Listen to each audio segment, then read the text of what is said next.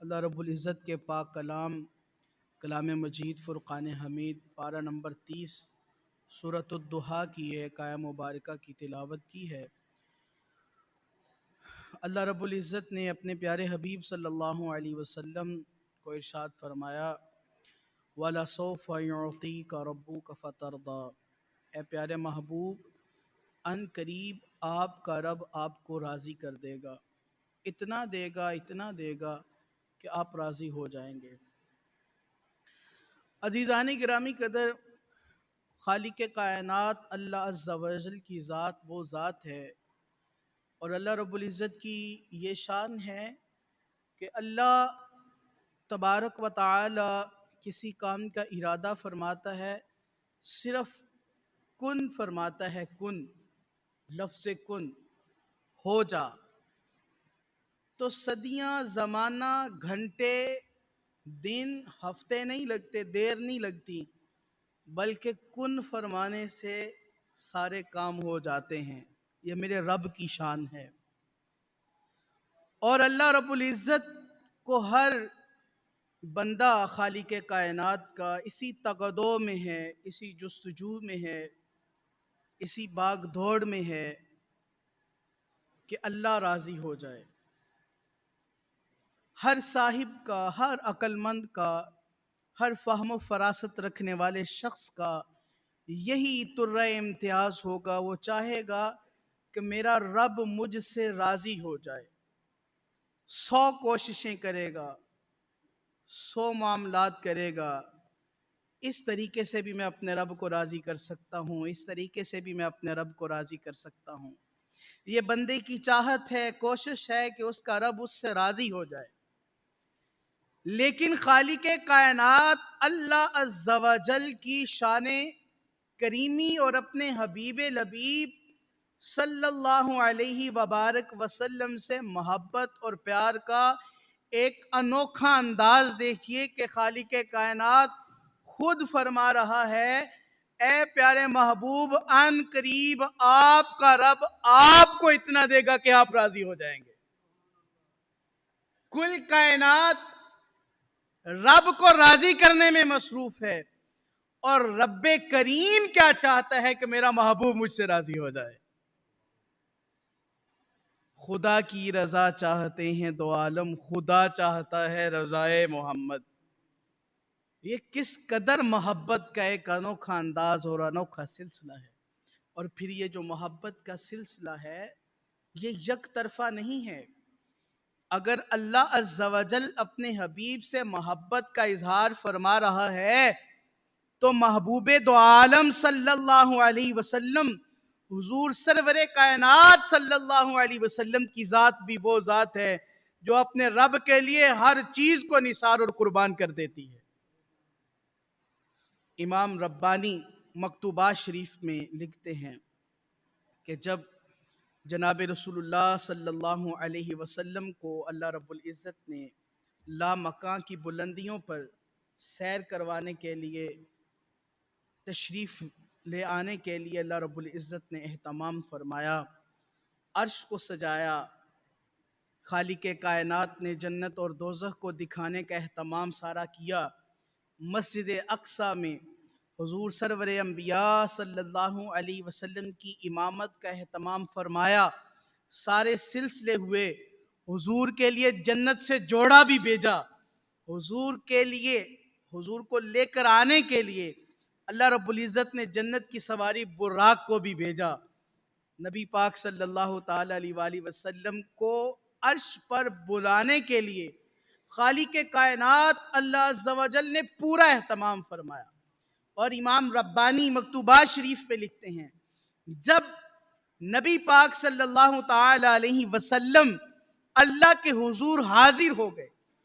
خالق کائنات اللہ عز و جل کی بارگاہ عالی میں پہنچ گئے، تو خالق کائنات نے ارشاد فرمایا، انا و انتا، اے حبیب ایک میں ہوں اور ایک تو ہے۔ جملے سنیے، امام ربانی کے لکھے ہوئے مکتوبات کے جملے ہیں۔ فرمایا انا و انتا، اے محبوب ایک میں ہوں اور ایک تو ہے، اور اس کے علاوہ ایک پوری کائنات کا وجود ہے۔ اے حبیب میں نے ساری کائنات کو وجود تیرے لیے ہی دیا ہے، اگر تجھے پیدا نہ کرنا ہوتا تو میں کائنات کو وجود بھی نہ دیتا۔ یہ اللہ عز و جل کی محبت کا انداز ہے، اور خالق کائنات کے حبیب دو عالم سرور کائنات صلی اللہ علیہ وبارک وسلم نے جو پھر جواباً جملے ارشاد فرمائے، امام ربانی لکھتے ہیں اللہ کے حبیب صلی اللہ علیہ وسلم نے کیا فرمایا، بڑے محبت کے بڑے جملے ہیں۔ اللہ کے حبیب صلی اللہ علیہ وسلم نے عرض کی، اے خالق کائنات انا و انتا، اے رب کائنات ایک آپ ہیں اور ایک میں ہوں، اور اس کے علاوہ ساری کائنات ہے۔ اے رب پروردگار عالم پھر سن لیجئے، میں نے ساری کائنات کو آپ کے لیے چھوڑ دیا ہے۔ حبیب دو عالم صلی اللہ علیہ وسلم کہ رب کا کیا فرمان ہے، محبوب ایک میں ہوں اور ایک تو ہے، اس کے علاوہ ساری کائنات کا وجود ہے۔ حبیب میں نے تیری خاطر پورے کائنات کو وجود دیا۔ اور حبیب کیا عرض کرتے ہیں، اے حبیب دو عالم صلی اللہ علیہ وسلم کے مالک کیا فرماتے ہیں حضور، کیا گویا کرتے ہیں، کیا کیسے گویا ہوتے ہیں،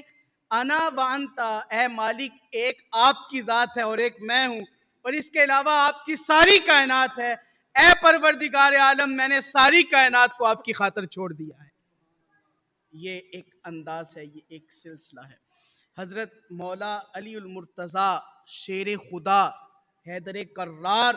کرم اللہ وجہہ الکریم رضی اللہ تعالی عنہ، آپ نقل فرماتے ہیں، حدیث پاک کے راوی ہیں، آپ فرماتے ہیں کہ جب یہ آیہ مبارکہ نازل ہوئی وَلَسَوْفَ يُعْطِيكَ رَبُّكَ فَتَرْضَىٰ، اے محبوب ان قریب آپ کا رب آپ کو اتنا دے گا کہ آپ راضی ہو جائیں گے۔ جب یہ آیہ مبارکہ نازل ہوئی، حضرت علی پاک رضی اللہ تعالیٰ عنہ فرماتے ہیں کہ میں سرور عالم صلی اللہ علیہ وسلم کی بارگاہ نور میں بیٹھا تھا، حضور صلی اللہ علیہ وسلم گویا ہوئے، حضور فرمانے لگے میرے رب نے مجھ سے وعدہ کیا ہے کہ اے حبیب آپ کو اتنا دوں گا کہ آپ راضی ہو جائیں گے۔ اور اگلے جملے روایت کے حضرت مولا علی فرماتے ہیں نبی پاک صلی اللہ علیہ وسلم نے فرمایا قیامت کا دن ہوگا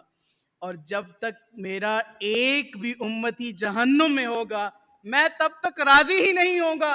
جب میرا رب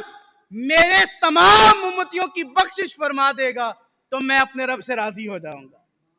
یہ حدیث پاک کے جملے ہیں، اور روایت کرنے والے راوی مولا علی رضی اللہ تعالیٰ عنہ ہیں۔ کتنی نرالی شان ہے حبیب دو عالم صلی اللہ علیہ وسلم، حبیب کبریا صلی اللہ علیہ وسلم کی، کہ اللہ کی بارگاہ میں کیا کہتے ہیں کہ اے پروردگار عالم تو میرے امتیوں کو بخش دے، ان کو جنت عطا فرما دے، اے پروردگار عالم میں راضی ہو جاؤں گا۔ رضا بھی کیا ہے، کس قدر خوبصورت مطلوب رضا ہے حبیب دو عالم صلی اللہ علیہ وبارک وسلم کی۔ اسی کے مطابق میں آپ کو حدیث شفاعت سنانا چاہتا ہوں۔ حدیث شفاعت ایک بڑی لمبی حدیث ہے جسے حدیث شفاعت کہا جاتا ہے، اور پورا نقشہ کھینچا گیا ہے۔ حدیث پاک میں موجود ہے کہ قیامت کا دن ہوگا، نفسا نفسی کا عالم ہوگا، اور سورج سوا نیزے پر ہوگا، یعنی بہت قریب ہوگا، سروں کے بالکل قریب ہوگا، زمین تانبے کی ہوگی، بدن پر لباس نہیں ہوگا، پاؤں میں جوتے نہیں ہوں گے۔ یہ تصور باندھیے ذرا میدان محشر کا، قیامت کے دن کا، یوم الحساب کا ذرا منظر دیکھیے، آنکھیں بند کیجئے، حدیث کو ملاحظہ کیجئے، پڑھیے اور رونگٹے کھڑے ہو جاتے ہیں۔ فرمایا کہ میدان محشر ہوگا، قیامت کا دن ہوگا، یوم الحساب ہوگا، سورج سوا نیزے پر ہوگا، زمین تانبے کی ہوگی، بدن پر لباس نہیں ہوگا، پاؤں میں جوتے نہیں ہوں گے، اور لوگوں کے نامہ اعمال ان کے ہاتھ میں ہوں گے۔ میرے حضور صلی اللہ علیہ وسلم کی حدیث مبارکہ ہے، اور جس کے جتنے گناہ ہوں گے اسے اتنا پسینہ آ رہا ہوگا، جو جتنے گناہ لے کر کے آیا ہوگا وہ اتنا اس کا بدن اس کے پسینے میں شرابور ہوگا۔ کسی کا پسینہ اس کے پاؤں تک ہوگا، کسی کا گھٹنوں تک ہوگا، کسی کا ناف تک ہوگا، یہاں تک الفاظ ہیں کہ کوئی اپنے پسینے میں غوطے کھا رہا ہوگا۔ الامان الحفیظ۔ ذرا تصور باندھیے، جون جولائی کی گرمیاں برداشت نہیں ہوتی، انسان اپنے سر پر کوئی پگڑی یا کوئی ٹوپی نہ پہن لے اور پاؤں میں جوتے نہ ہوں تو باہر یہ سورج کی تپش کا مقابلہ نہیں کر سکتا، برداشت نہیں کر سکتا۔ میدان معاشر ہوگا، سورج کروڑوں میل فاصلے پر ہے اس وقت، اور کروڑوں میل کا فاصلہ نہیں ہوگا، سوا نیزے پر ہوگا، اور یہ زمین مٹی کی ہے، ذرا سا پانی ڈالیں تو مٹی ٹھنڈی ہو جاتی ہے، زمین بھی تانبے کی ہوگی۔ کیا وہ منظر ہوگا، کیا خوفناک وہ صورتحال ہوگی۔ لوگوں کے ہاتھوں میں نامہ اعمال ہوں گے، لوگ یہ مطالبہ کریں گے، یا پروردگار عالم ہمارا حساب کتاب لیا جائے، اگر ہم جہنمی ہیں ہمیں جہنم میں ڈال دیا جائے، ہمارا حساب کتاب شروع ہو۔ اس قدر خوفناک دن ہوگا میدان محشر میں جو یوم الحساب ہے۔ لوگ مشورہ کریں گے اور کہیں گے چلیے حضرت آدم علیہ نبینا علیہ السلام ابو البشر ہیں، ان کی بارگاہ میں چلتے ہیں کہ وہ اللہ کے حضور سفارش کریں کہ اے اللہ ان کا حساب شروع ہو جائے۔ سارے لوگ چلیں گے حضرت آدم علیہ السلام کے پاس سفارش کروانے کے لیے، تو حضرت آدم علیہ نبینا علیہ السلام کیا فرمائیں گے؟ نفسی نفسی اذهبوا الی غیری، فرمایا نہیں، آج تو اپنی جان کی پرواہ ہے، جاؤ کسی اور کے پاس چلے جاؤ۔ لوگ پریشان ہو کر کے حضرت نوح علیہ السلام، حضرت عیسیٰ علیہ السلام، حضرت موسیٰ علیہ السلام، الغرض سارے نبیوں کے پاس جائیں گے، اور جواباً الفاظ سیم ہوں گے، ایک جیسے الفاظ ہوں گے۔ کہا جائے گا نفسی نفسی اذهبوا الی غیری، آج تو اپنی جان کی پرواہ ہے، جاؤ کسی اور کے پاس چلے جاؤ۔ حضرت عیسیٰ علیہ السلام فرمائیں گے آؤ تمہیں آج ایسا راستہ نہ دکھاؤں جس در پر جو بھی جاتا ہے خالی نہیں موڑا جاتا، جہاں پر جو بھی مانگنے جاتا ہے وہ خالی نہیں آتا، خیرات لے کر کے آتا ہے۔ سرور انبیاء صلی اللہ علیہ وسلم کا در انور دکھایا گیا، یہ دکھایا جائے گا، اور سارے لوگ اکٹھے ہو کر کے حضور صلی اللہ علیہ وسلم کی بارگاہ میں آئیں گے اور یہی کہیں گے کہ آپ اللہ کی بارگاہ میں اللہ کے حضور ہماری سفارش کروائیں، اور حضور سرور عالم صلی اللہ علیہ وسلم کے جملے بدل جائیں گے۔ حضور نہیں فرمائیں گے نفسی نفسی اذهبوا الی غیری، بلکہ حضور سرور عالم صلی اللہ علیہ وسلم فرمائیں گے، اپنے امتیوں کا چہرہ دیکھیں گے اور فرمائیں گے انا لہا انا لہا، فرمایا آ جاؤ گناہگاروں، میں ہی ہوں تمہاری سفارش کے لیے۔ اور پھر حضور، یہ حدیث پاک کے الفاظ ہیں، حضور سرور عالم صلی اللہ علیہ وسلم اللہ کے حضور حاضر ہوں گے، سر سجدے میں رکھ دیں گے، اور جب تک اللہ رب العزت کی طرف سے حکم نہیں ہوگا سر نہیں اٹھائیں گے، اور پھر اللہ خالق کائنات، اللہ عز و جل پروردگار عالم فرمائے گئے حبیب اپنا سر انور اٹھائیے، آپ جو کہیں گے سنا جائے گا، آپ جو مانگیں گے وہ عطا کیا جائے گا۔ اور پھر میرے حضور کا ایک ہی مطالبہ ہوگا کہ میرے امتیوں کو بخش دیا جائے، میرے امتیوں کو بخش دیا جائے۔ اور کسی صاحب نے بھی کیا خوبصورت لکھا ہے، فقط اتنا سبب ہے انعقاد بزم محشر کا کہ ان کی شان محبوبی دکھائی جانے والی ہے۔ یہ اس شعر کا مفہوم اگر میں آپ کو سادہ لفظوں میں سمجھاؤں، خالق کائنات اللہ عز و جل کو کیا آج نہیں پتا کہ ہمارے گناہ کتنے ہیں اور ہم نیکوکار کتنے ہیں؟ اللہ کو تو آج بھی پتا ہے۔ اللہ کی بارگاہ سے کیا چیز چھپی ڈھکی ہے، لیکن یہ محشر کا میدان سجانا اور یوم الحساب کا انعقاد کرنا اور پھر ساری امتوں کو جمع کرنا اور پھر وہاں پر حبیب دو عالم صلی اللہ علیہ وسلم کی سفارش کا ہونا، یہ اس بات کا پیغام دے رہا ہے کہ فقط اتنا سبب ہے انعقاد بزم محشر کا کہ ان کی شان محبوبی دکھائی جانے والی ہے۔ یہ صرف اسی بات کا پیغام ہے، وَلَا سَوْفَ يُعْطِيكَ رَبُّكَ فَتَرْضَىٰ، اے محبوب آپ کا رب عن قریب آپ کو اتنا عطا کرے گا، اتنا عطا کرے گا کہ آپ راضی ہو جائیں۔ عزیزان گرامی قدر، آئیے اس محبت کے پہلو کو، اس عقیدت کے باب کو تھوڑا اور آگے لیے چلتے ہیں۔ میرے حضور صلی اللہ علیہ وسلم کی جو رضا ہے وہی میرے رب کی رضا ہے۔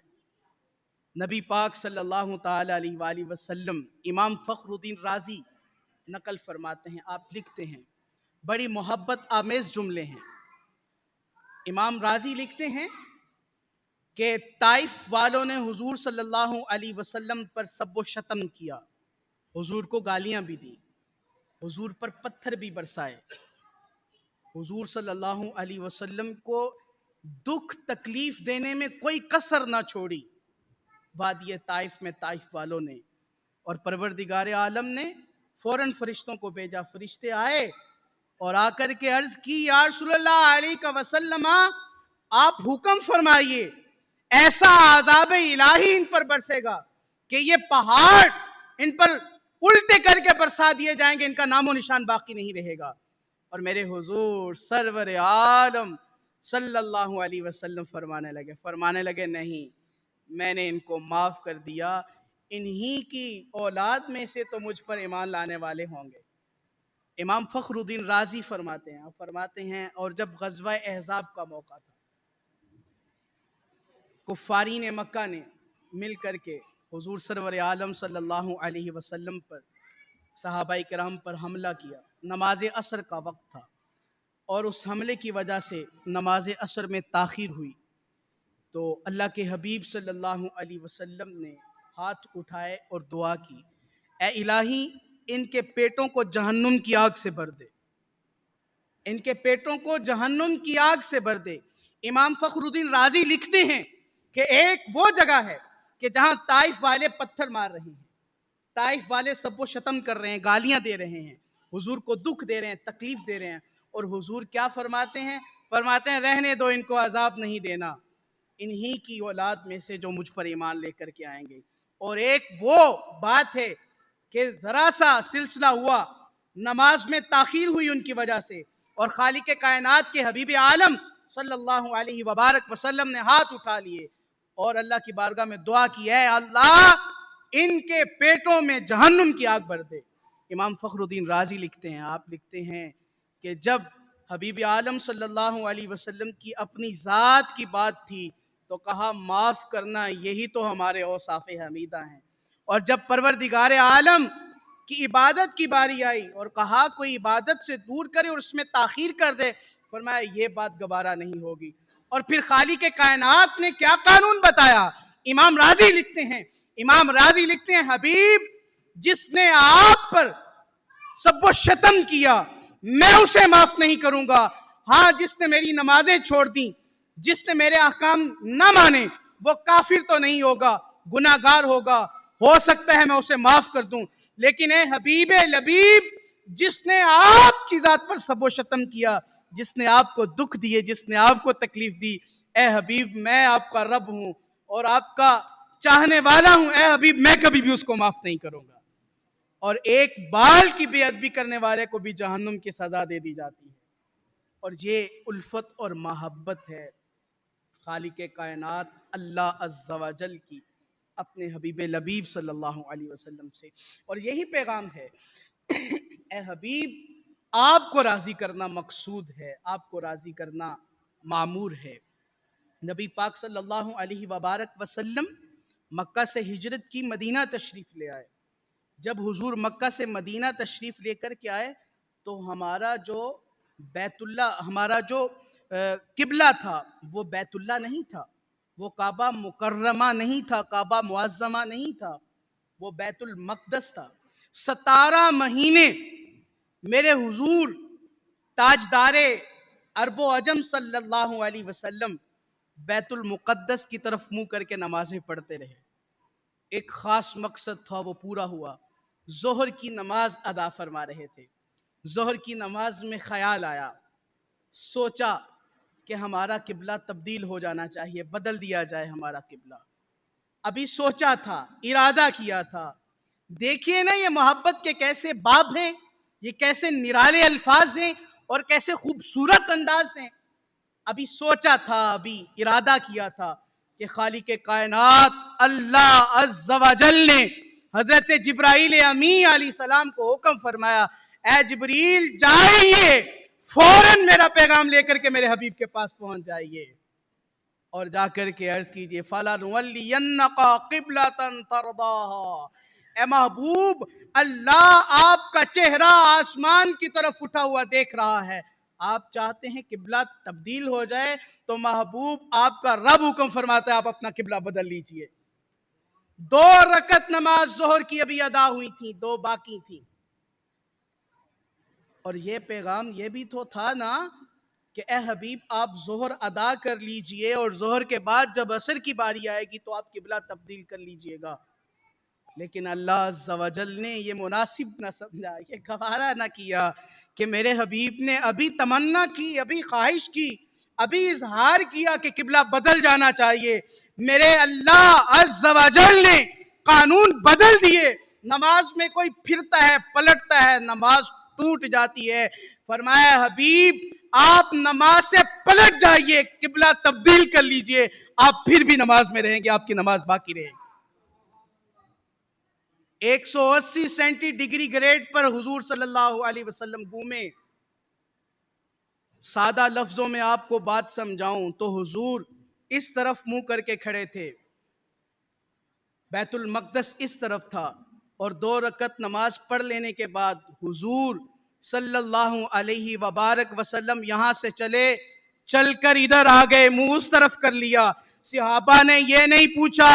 حضور نماز کا طریقہ نیا ہے یا آپ بھول گئے ہیں یا انداز بدل گئے ہیں، بلکہ اتباع مصطفیٰ میں صحابہ اس قدر مستغرق تھے، یوں ہی ہاتھ باندھے ہوئے تھے، رسول اللہ صلی اللہ علیہ وسلم گھوم کر اپنی جہت کو تبدیل کرتے ہیں، صحابہ ہاتھ باندھ کر حضور کے پیچھے اپنے چہرے کو بھی تبدیل کر لیتے ہیں۔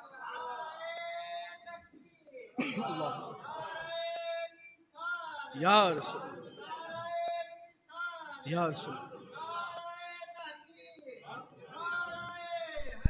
یا مرحبا مرحبا مرحبا۔ ارے صحابہ نے 1450 سال یہ نہیں پوچھا حضور دلیل دیجئے، دلیل تو بعد میں پیش کی گئی۔ آج کا ملا اور آج کا نوجوان پڑھا لکھا کہتا ہے مجھے دلیل چاہیے، ارے حضور کی محبت کے لیے دلیلیں نہیں طلب کی جاتی، حضور کی محبت کے لیے تو خوبصورت دلوں کو طلب کیا جاتا ہے، جس کا جتنا خوبصورت اور پاکیزہ دل ہوتا ہے وہ اتنا ہی حضور سے ٹوٹ کر محبت کیا کرتا ہے۔ میرے عزیز، میرے دوست، میرے محترم، بات صرف یہ ہے کہ حبیب نے چاہا، حبیب کے حبیب نے چاہا، وَلَا سَوْفَ يُعْطِيكَ رَبُّكَ فَتَرْضَىٰ، اے حبیب لبیب ان قریب آپ کا رب آپ کو اتنا عطا کرے گا کہ آپ راضی ہو جائیں گے۔ خدا کی رضا چاہتے ہیں دو عالم، خدا چاہتا ہے رضائے محمد صلی اللہ علیہ وسلم۔ جس کی رضا میرا رب بھی چاہے اس سے محبت گن گن کر نہ کی جائے، ایک پیمانے کے مطابق نہ کی جائے۔ لوگ کہتے ہیں جی سنی جڑے نے نا او تعظیم مصطفیٰ وچ مبالغہ آرائی کر دینے، حد تو ود جاندے نے۔ ارے میاں مان لیا ہم حد سے بڑھ جاتے ہیں، آؤ آ کر کے ہمیں بتا دو اور دکھلا دو تعظیم مصطفیٰ کی رب نے یہ حد مقرر کر دی ہے، ہم اس حد تک رہیں گے۔ جب رب نے کوئی حد مقرر کی ہی نہیں، فرمایا کہ میرے حبیب کو چاہو تو بس ٹوٹ کر چاہو، اور ہم بھی اپنے حبیب صلی اللہ علیہ وسلم کو چاہتے ہیں تو پھر ٹوٹ کر چاہتے ہیں، اور پھر دل و جان سرور عالم صلی اللہ علیہ وسلم کی ذات پر نثار کرنے کے لیے کھڑے ہیں۔ اور سرور عالم صلی اللہ علیہ وسلم سے محبت کا تقاضا کیا ہے؟ آخری بات، بیان ختم، جمعے کا خطاب ختم، آخری بات، چند منٹ کی گفتگو۔ حضور سرور عالم صلی اللہ علیہ وسلم سے محبت کا تقاضا کیا ہے؟ حضور صلی اللہ علیہ وسلم کی محبت میں جھنڈیاں لگانا رائے گاہ نہیں جائے گا۔ حضور صلی اللہ علیہ وسلم کی محبت میں گھروں کو سجانا رائے گاہ نہیں جائے گا۔ حضور سرور عالم صلی اللہ علیہ وبارک وسلم کی محبت میں جلوس نکالنا اور اللہ کے حبیب کے نام کے نعرے لگانا رائے گاہ نہیں جائے گا۔ لیکن ان ساری چیزوں سے پہلے ایک سوال ہے آپ سے، کیا حضور کی محبت صرف جھنڈیاں لگا لینا ہے؟ کیا حضور کی محبت صرف لائٹنگ کر لینا ہے اور جلوس میں شرکت اور شمولیت اختیار کر لینا ہے؟ یہ محبت کا دوسرا رخ ہے، دوسرا انداز ہے، دوسرا پہلو ہے۔ محبت کا جو اول تقاضا ہے وہ یہ ہے کہ حضور سرور عالم صلی اللہ علیہ وسلم کی سیرت کو پڑھ کر اس پر عمل پیرا ہونا،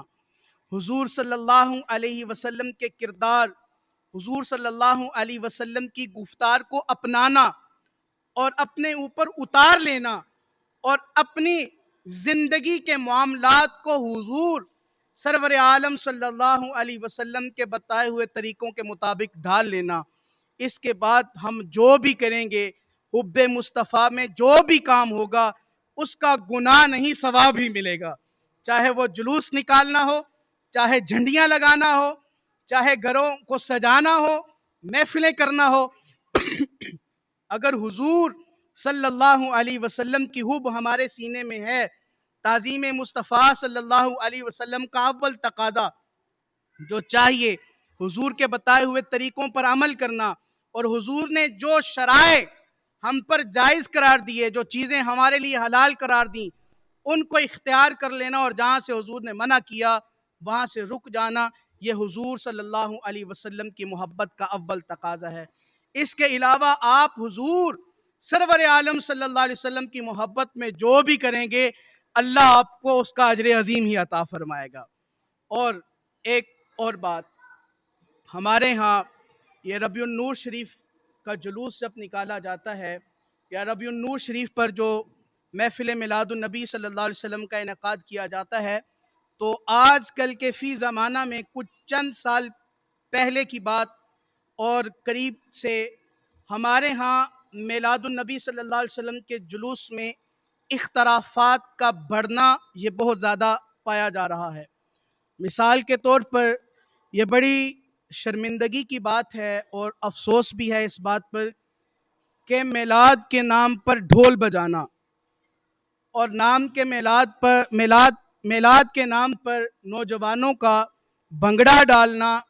اور ناچ گانا کرنا اور ایسے معاملات کرنا، یہ پچھلے میرے خیال میں 2 سالوں کی بات ہے۔ ملتان کے بڑے وسیع و عریض شہر میں ایک حور کی تشبیہ بنائی گئی، وہ حور ایک عورت کو سجایا گیا، سنوارا گیا اور اسے ایک سواری پر سوار کر کے جناب وہ یوں ہی سرے بازار اس کو دکھایا گیا۔ یاد رکھیے اہل سنت کا ایسے طریق کے ساتھ کوئی تعلق نہیں ہے۔ علل اعلان ہم برات کا اظہار کرتے ہیں، ہم یہ کہتے ہیں کہ جب حضور سرور عالم صلی اللہ علیہ وسلم کی محبت میں جلوس نکالا جائے تو راستے بند نہ کیے جائیں، جو راستے میں آنے جانے والے ہیں ان کو تکلیف نہ دی جائے، کیونکہ میرے حضور کی سیرت پتہ کیا ہے کہ حضور جنگ پر جا رہے تھے، صحابہ ساتھ تھے، تو رستے میں ایک کتیا نے بچے دے رکھے تھے، میرے حضور سرور عالم صلی اللہ علیہ وسلم نے صحابہ کو وہاں کھڑا کیا اور روایت کے الفاظ ہیں یوں صحابہ نے گھیرا ڈال دیا، حضور فرمانے لگے یہ کتیا کے بچے ہیں اور یہ قافلہ جا رہا ہے، کہیں ناگہانی صورت میں یہ کتیا کے بچے پاؤں تلے آ کر کے روند نہ دیے جائیں، صحابہ تم کھڑے ہو جاؤ، جب سارے لوگ گزر جائیں تو تم بھی واپس آ جانا۔ یہ میرے حضور سرور عالم صلی اللہ علیہ وسلم کی سیرت ہے۔ بازار سے جلوس لے جاتے وقت بازار کو بند کرنا ہمارا یہ طریق نہیں ہے، ہمارا سلسلہ نہیں ہے۔ لوگوں کو تکلیف پہنچانا ہمارا یہ طریق اور ہمارا یہ سلسلہ نہیں ہے۔ ناچ گانا کرنا، ڈھول بجانا، گانے باجے کرنا یہ ہمارا طریق نہیں ہے، اور پہاڑیاں بنا لینا گلیوں میں، بازاروں میں، اور پھر وہاں پر بے جا مرد اور خواتین کا اختلاط اور وہاں پر بےہودگی کا سلسلہ ہونا اور بے حیائی کا سلسلہ ہونا، ہمارا اس سے کوئی تعلق نہیں ہے، کوئی لینا دینا نہیں ہے۔ سن لیجئے، ہاں ہم یہ بھی کہتے ہیں جو پہاڑیاں بنائے گا، بے شرمی اور بےہودگی کے اور بے حیائی کے معاملات کرے گا، نیکی اس کو ایک رتی برابر نہیں ملے گی، لیکن وہ جتنا گناہ کو عام کرے گا اس کو اتنا اس کا گناہ ملے گا اور اس کو اتنی اس کی سزا دی جائے گی قیامت کے دن. ہم یہ علی اعلان کہتے ہیں، سن لیجئے. اور اگلی بات میں یہ بھی آپ سے کہہ دوں کہ یہ ایسا سلسلہ ہونے کیوں لگا، یہ میلاد النبی صلی اللہ علیہ وسلم کے جلوسوں میں یہ یوں تماشے کیوں ہونے لگے؟ اس کی ایک وجہ ہے کہ جلوسوں کی ابتدا اور سربراہی علماء سے جب ہٹ گئی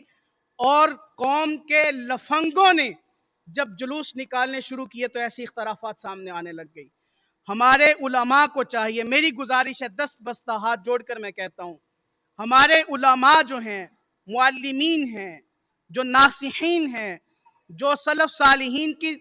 تربیت یافتہ ہیں، انہیں چاہیے کہ وہ جلوسوں کی سربراہی کریں اور ان کی امامت کریں اور اپنی اقتداء میں جلوس لے کر کے چلیں اور ہر قسم کے اختلافات سے امت مسلمہ کو محفوظ کریں. یہ ہماری ذمہ داری ہے. اگر ہم علماء اس ذمہ داری پر پورے نہیں اتریں گے تو پھر یہ یاد رکھیے، یہ لوگ ہمارا گریبان پکڑیں گے، ہمارا چہرہ نوچیں گے، کیونکہ ہم اپنی ذمہ داری سے دستبردار ہو کر اپنے گھروں میں سوئے رہتے ہیں، بیٹھے رہتے ہیں، پڑے رہتے ہیں، تو قیامت کے دن ہماری سربراہی کے بارے میں بھی سوال ہوگا. تو میری گزارش ہے، اپنے جلوسوں، اپنی محفل میلاد کی امامت علماء کو دیجئے، صوفیاء کو دیجئے، صالحین کو دیجئے. جب یہ سلسلہ ہوگا تو انشاءاللہ عز و جل امت مسلمہ امن کا گہوارہ بن جائے گی اور ہر طرف سکون اور رحمت کی گھٹا نظر آئے گی. اللہ رب العزت کی بارگاہ میں دعا کریں گے مالک کریم ہمیں صحیح معنوں میں جشن عید میلاد النبی صلی اللہ علیہ وسلم کا اہتمام کرنے کی توفیق